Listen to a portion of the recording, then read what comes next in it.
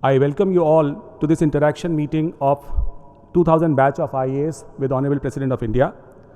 And we are grateful that he has spared time from his busy schedule to meet with the IAS officer trainees.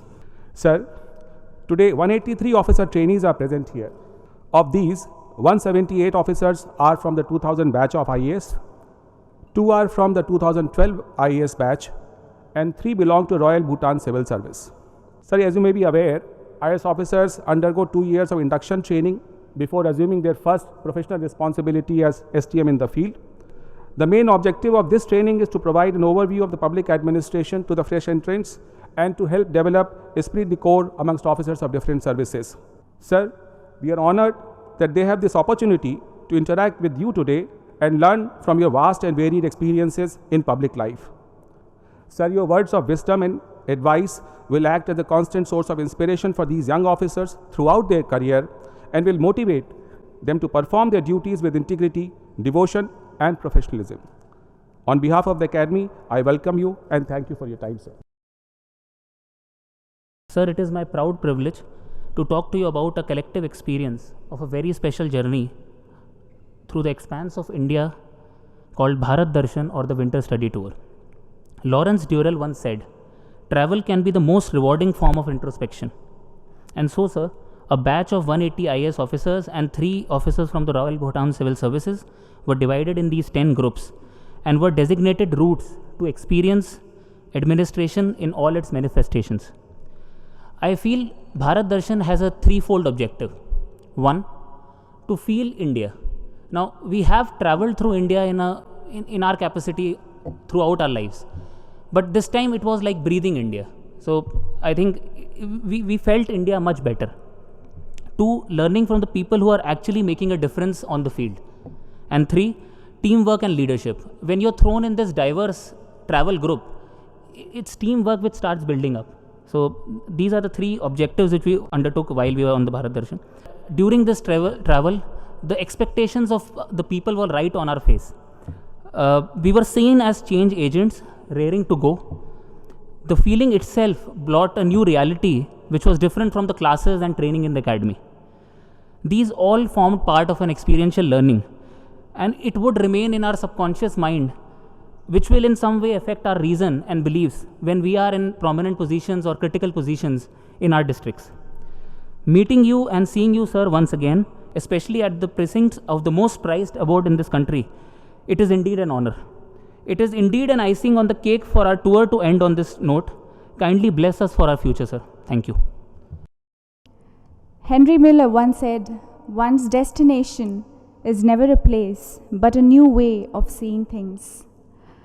Just as Swami Vivekananda undertook a long journey across the length and breadth of the country for over 3 years in search of the soul of India, just as Mohandas Karamchand Gandhi, a young barrister, found a new destination in India's freedom struggle after having travelled to every nook and corner of the country.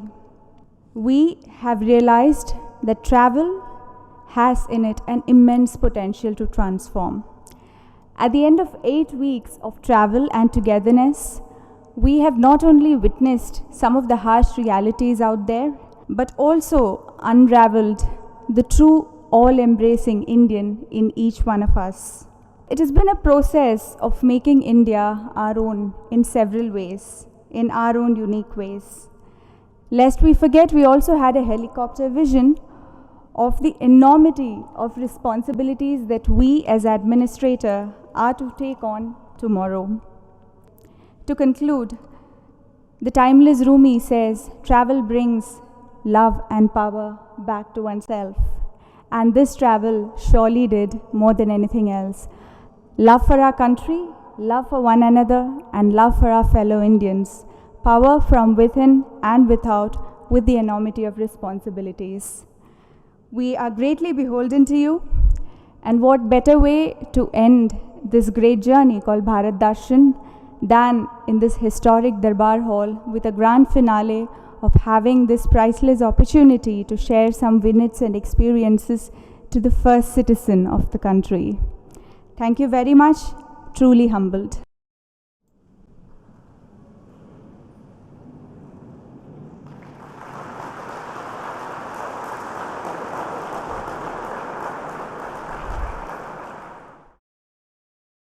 may I request the Honorable President of India, Shri Pranab Mukherjee, to address the gathering.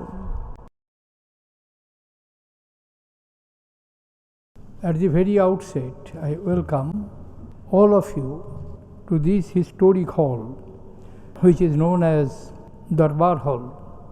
As you are noticing around you, the magnificent columns, the great dome, and also portraits of some of the illustrious Indians who shaped the contemporary India, and this hall has witnessed many momentous changes in our national life.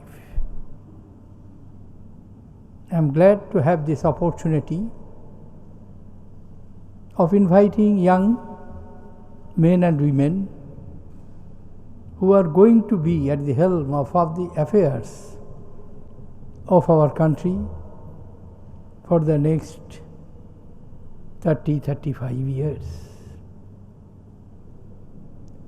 When you have entered into this most important civil service, which is Indian Administrative Service, and after completion of your training, I understand it is quite exhaustive, in-depth and perceptive training procedures and programs. You will be posted in your assigned states and will begin your administrative career. Some of you may reach at the pinnacle, but most of you will have very major responsibilities, either in the states or at the federal government. Indian civil servants from its inception, if I remember correctly, the first Indian civil servant, there were civil servants even long before that, was Rabindranath Tagore's elder brother, Satyendranath. He was the first Indian to be successful in this competitive examination and got this assignment in 1869. And since then, this practice is going on with little bit interruption during the 2 world wars. And after independence, the service was converted into Indian Administrative Service.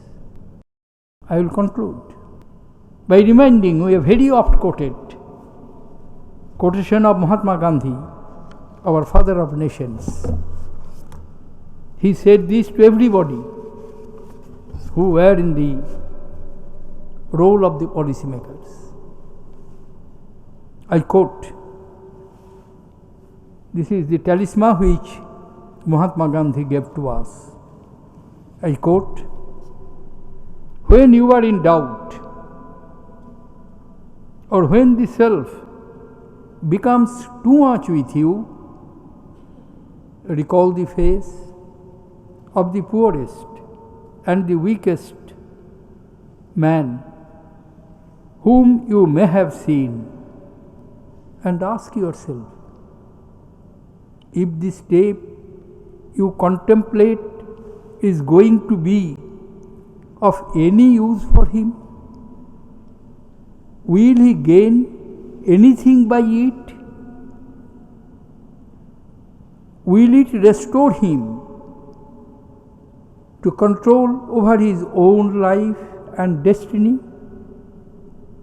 In other words, will it lead to Swaraj for the hungry and spiritually starving millions? Then you will find your doubt and yourself melting away. Unquote.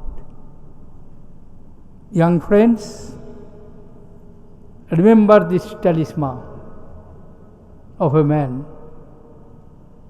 who was less than 95 pounds in weight, and who could galvanize whole India from Himalaya to Kanyakumari, from Mizoram to Gujarat, without aid of television, radio, by his simple, strong moral courage and conviction. Thank you, ladies and gentlemen.